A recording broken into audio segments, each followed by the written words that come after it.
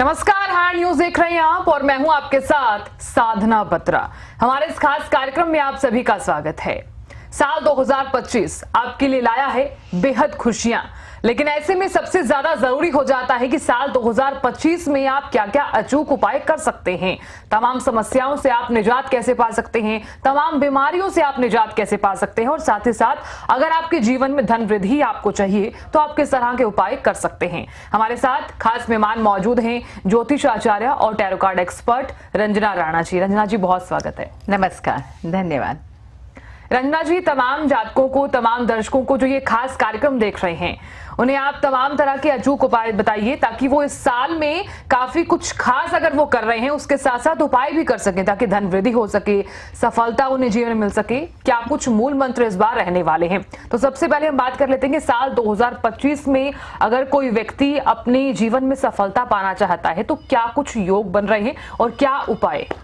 देखिए, ये साल जैसे हमने बोला है 9 नंबर का साल है, तो इसमें हम जितनी भी ज़्यादा मेहनत करेंगे, जितना भी ज़्यादा हम आगे बढ़ने की कोशिश करेंगे तो बहुत ही ज़्यादा हमको लाभ मिलेगा। और ये साल 9 नंबर का है, ये हनुमान जी का है, और इस साल जितनी भी हम हनुमान जी की पूजा करेंगे उतना ही हमको सफलता प्राप्त होगी।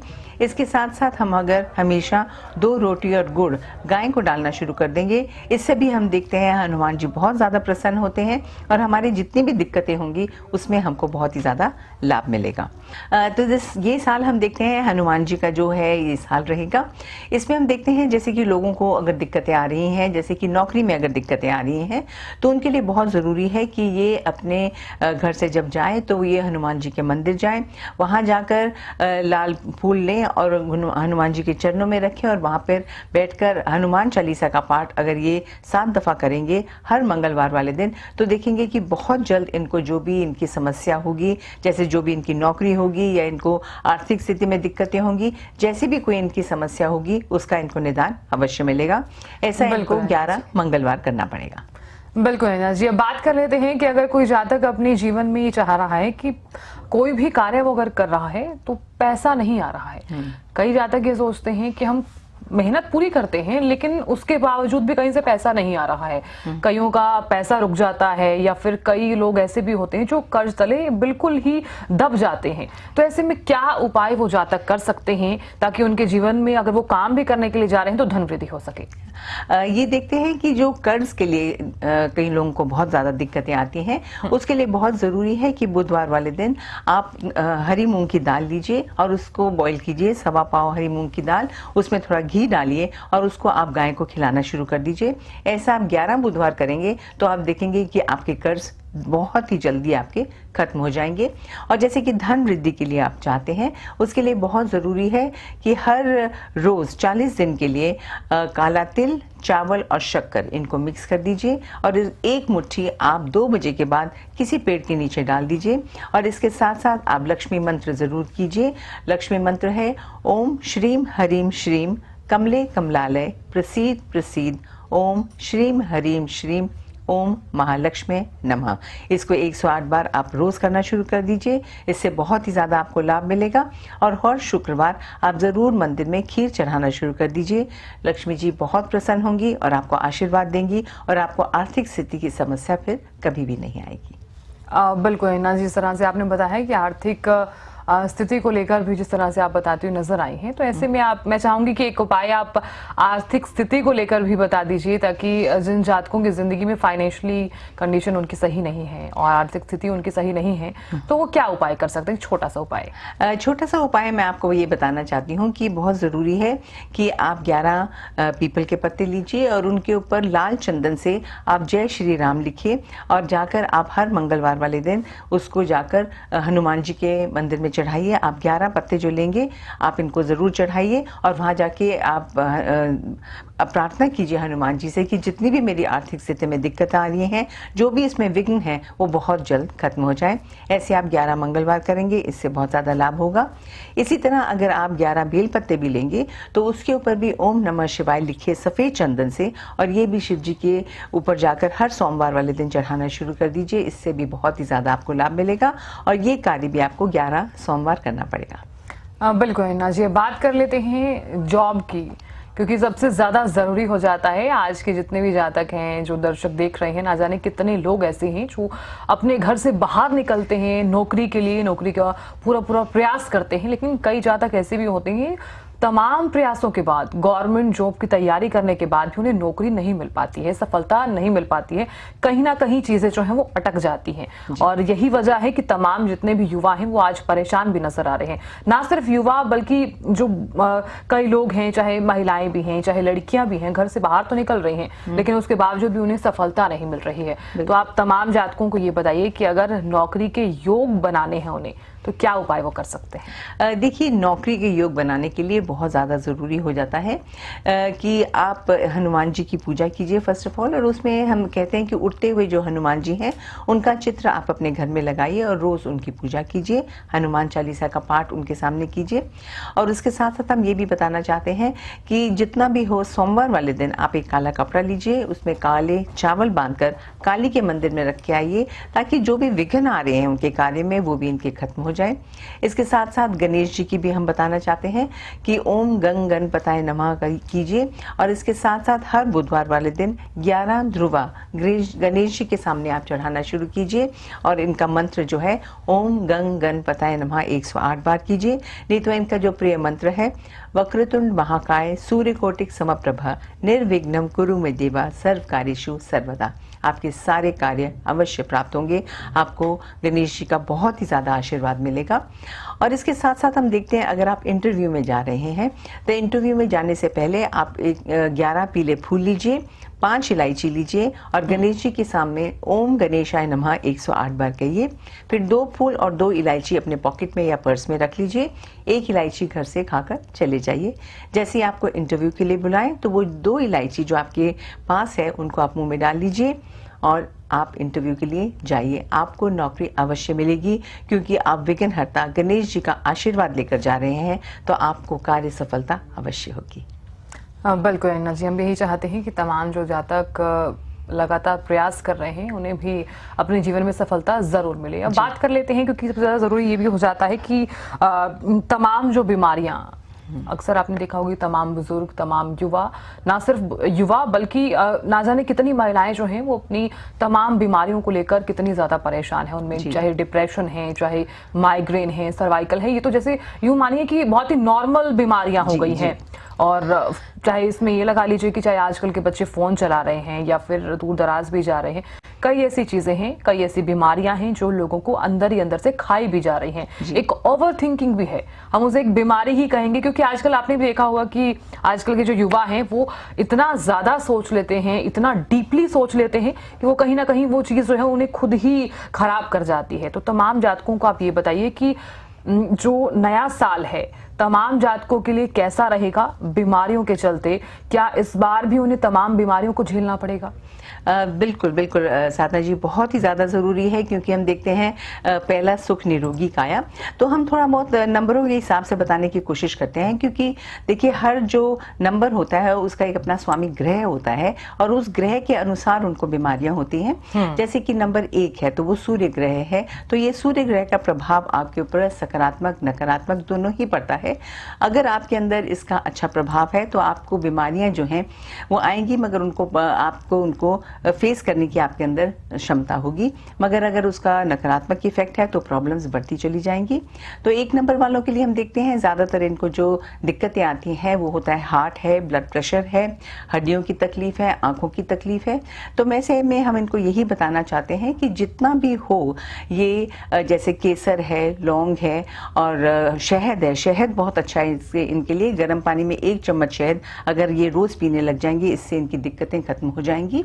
और इसके साथ साथ इनके लिए बहुत ज़रूरी है कि नारंगी रंग के ये फल खाएं, जैसे कि संतरा है, माल्टा है और कीनू है, इस तरह के नींबू है, इस तरह के फल ये खाएंगे तो हम देखते हैं इनकी इम्यूनिटी बढ़ेगी और इनको दिक्कतों का सामना बिल्कुल नहीं करना पड़ेगा।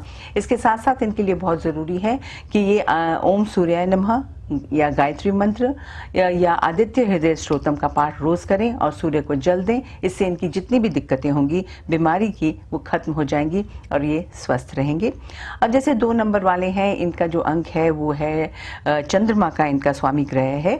और जितने भी ये चंद्रमा प्रधान लोग होते हैं, जैसे हम कहते हैं मन का जो है ये इनका मन जो है ये बहुत ही ज़्यादा कोमल होता है, बहुत टेंशन लेते हैं, बहुत डिप्रेशन में भी चले जाते हैं। इसलिए इनको हम यही समझाना चाहते हैं कि जितना भी हो आप अपने आप मन जो है वो आप प्रसन्नचित रखने की कोशिश कीजिए, क्योंकि इससे आपको कई बीमारियां हो जाती हैं, अल्सर्स की प्रॉब्लम हो जाती है, तनाव हो जाता है इनको। और इनको एक ये है कि जब भी मौसम बदलता है तो इनको जो है जुकाम बहुत जल्दी लगता है, गला बहुत जल्दी खराब होता है। तो इसके लिए इनके लिए बहुत ज़रूरी है, एक तो इनको फलों और सब्जियों का सेवन ज़्यादा करना चाहिए, गरिष्ठ भोजन बिल्कुल भी नहीं खाना चाहिए, और इसके साथ साथ इनको शिव जी की उपासना करनी चाहिए। अब जैसे 3 नंबर वाले हैं, जैसे जिनका भी जन्म 3 तारीख को होता है या 12 को या 21 को या 30 को होता है, तो इनके हम देखते हैं गुरु ग्रह हैं इनके स्वामी ग्रह, और इनको हम देखते हैं नसों की दिक्कतें आती हैं, लिवर की प्रॉब्लम होती है, अस्थमा की भी प्रॉब्लम होती है। तो इनको हम यही सजेशन देते हैं कि जितना भी हो आप अपना जो खान पान है वो जितना भी सात्विक रखेंगे उतना ही आपके लिए अच्छा रहेगा, जितना फलों का सेवन करेंगे उतना अच्छा रहेगा। इनको मीठी चीज़ खानी बहुत अच्छी लगती है, मगर इनको हम यही बोलेंगे अपना आहार जो है वो संतुलित रखें, ध्यान रखें, और साथ साथ इनके लिए बहुत इंपॉर्टेंट है कि ये नारायण कवच रोज़ पढ़ें या विष्णु सहस्त्र नाम का पाठ रोज़ करें, ताकि इनको स्वास्थ्य संबंधित दिक्कतें कभी भी ना आएं। अब जैसे हम देखते हैं 4 नंबर वाले जो होते हैं, उनका जो ग्रह होता है वो राहु होता है। जो राहु प्रधान लोग होते हैं ये माइंड में बहुत ज़्यादा टेंशन ले लेते हैं, तनाव बहुत ले लेते हैं, और जब ये तनाव ग्रसित होते हैं तो ये कई बार ये ऐसा खाना जैसे फास्ट फूड खाने लग जाते हैं, बहुत तला वाला खाने लग जाते हैं। तो इनसे इनको अल्सर्स भी हो जाते हैं, इनको टेंशन बीमारियाँ भी हो जाती हैं, इनको वैसे भी सिर दर्द की बीमारी बहुत होती है, किडनी की बीमारी होती है, ब्लड जो बॉडी में दर्द होती है वो भी बहुत होती है।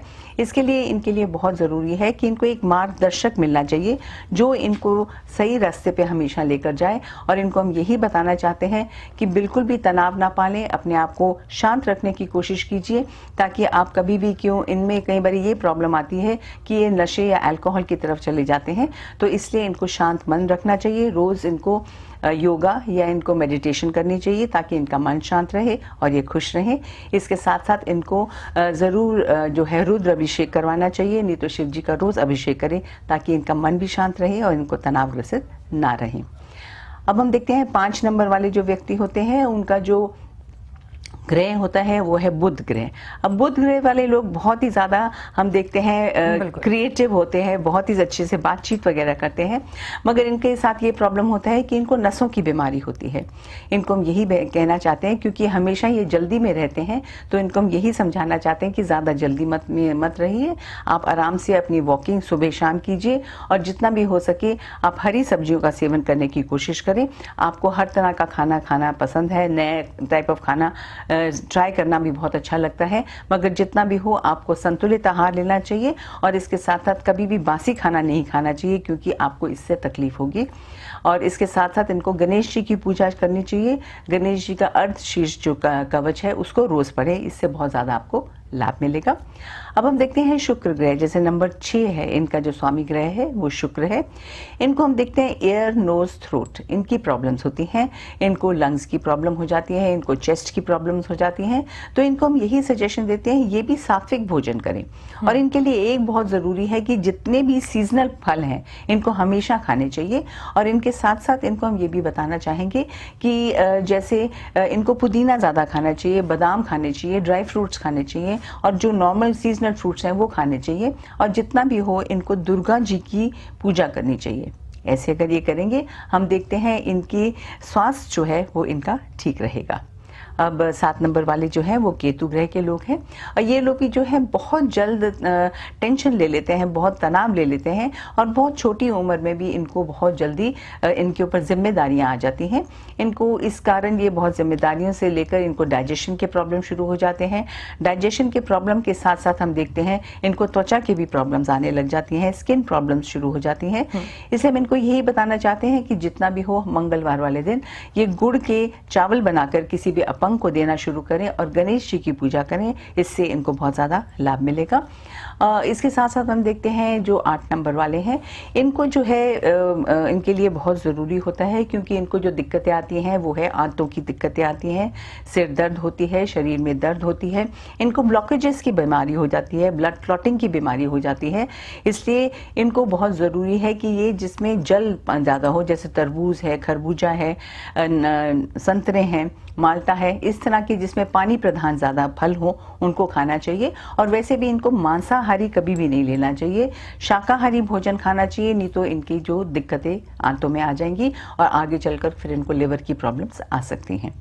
अब नंबर 9 वाले जो लोग होते हैं, इनके अंदर हम देखते हैं इनमें बहुत ही ज़्यादा गर्मी होती है, तो इनको फोड़े हैं, फुंसियाँ हैं, गर्माहट के कारण इनका लिवर भी खराब हो जाता है और इनको इन्फेक्शन बहुत जल्दी लग जाती है, इनकी इम्यूनिटी बहुत कम होती है।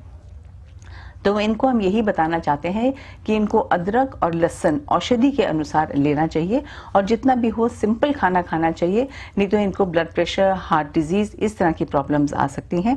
और जितना भी हो सके इनको आराम से जो भी है खाना जितना भी है संतुलित आहार लें। और ये इतनी जल्दबाजी में रहते हैं, कई बार अपना खाना भी समय से नहीं खाते, जिस करके इनको दिक्कतें आ जाती हैं। इसलिए इनको जो प्रॉब्लम्स हैं जैसे एक्सीडेंट है, ऑपरेशंस है, ये भी इनके बहुत होते हैं।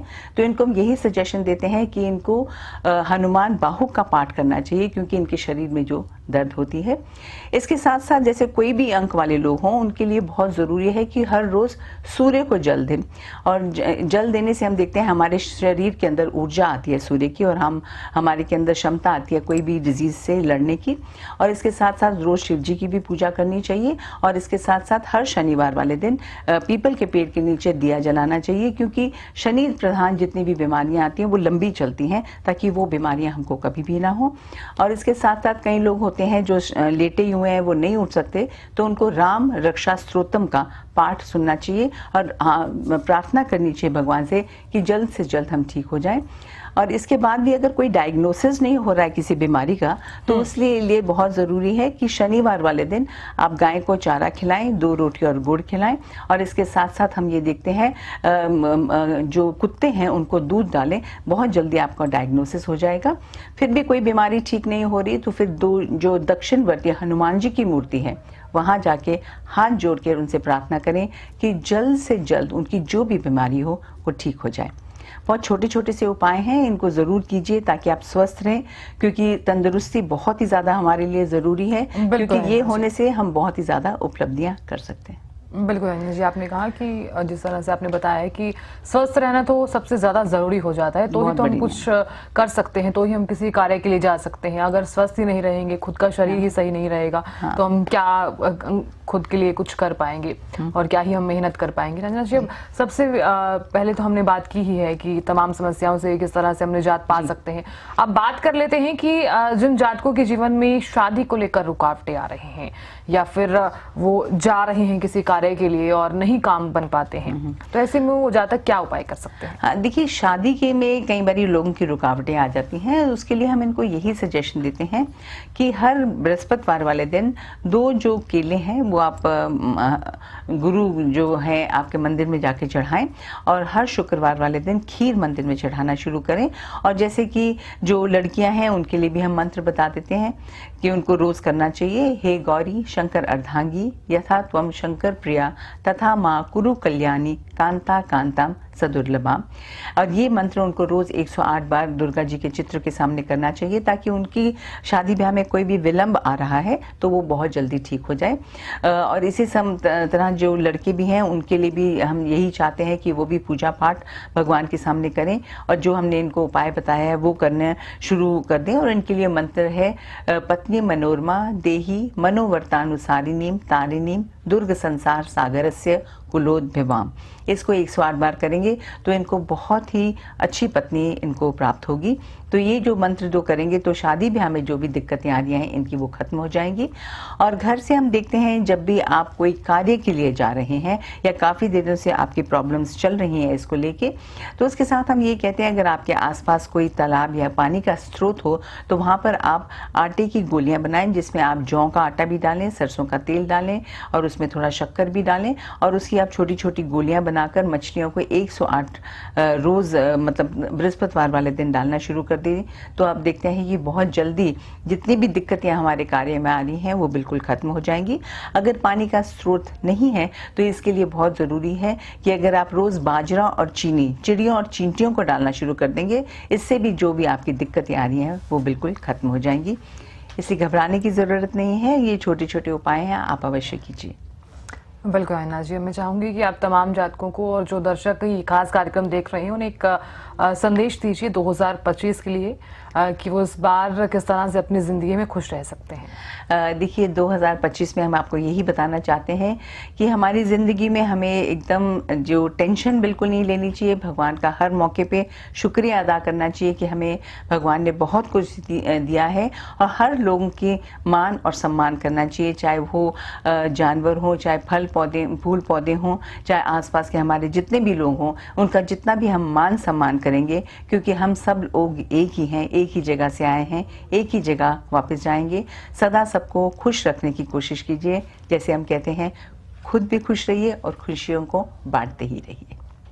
बिल्कुल अविनाश जी, बहुत बहुत शुक्रिया बताने के लिए तमाम जातकों को कि किस तरह से हम उपाय कर सकते हैं। तो देखिए साल 2025 ये सबसे ज़्यादा आपके लिए शुभ अवसर होने वाला है, क्योंकि जिस तरह से रंजना जी ने भी बताया है कि आप अपनी ज़िंदगी में मायूस मत होइए, खुशहाली के साथ इस जीवन की शुरुआत कीजिए, साल 2025 की शुरुआत कीजिए तमाम उपाय के साथ। फिलहाल के लिए इस खास कार्यक्रम में इतना ही। नमस्कार।